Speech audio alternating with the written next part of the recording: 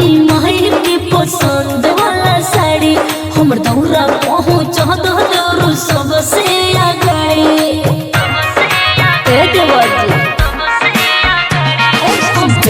बहनी माई के पसंद वाला साड़ी हमर दौरा पहुँच दो सबसे आगे भौज तुहे से सुखल बारू का तोहरे आँख फूलल फूलल बा तू भूखल बारू का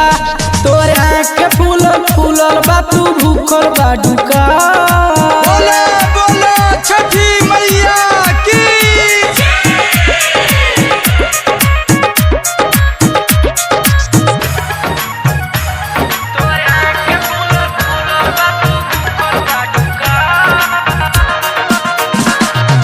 डीजे अमित तिवारी अपहर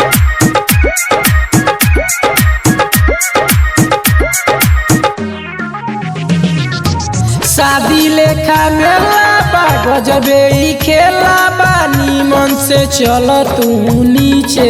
ढेला बा जी तो बाटे आइल बोरत न लगाई बसरत चाहे आई जइया नदियो तो जाई मोरत सबके देखा देखी तू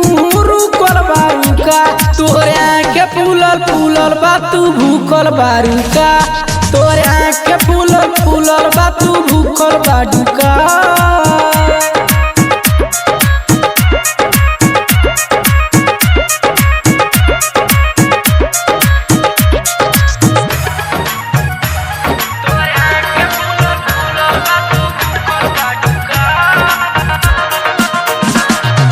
डीजे अमित तिवारी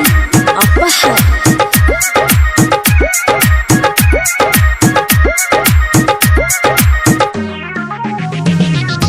सबके फेल कैलू डेग के छठी मैया के नेग के तू ही दुलारू हऊ का भौजो देव के ना हो दुलारी ना हो कुमारी छठी मैया बरोए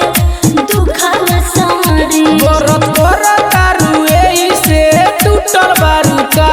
तोहरे आँख फूलल फूलल बा तू भूखल बारू का अच्छा। तोहरे आँख फूलल फूलल बा तू भूखल बारू का।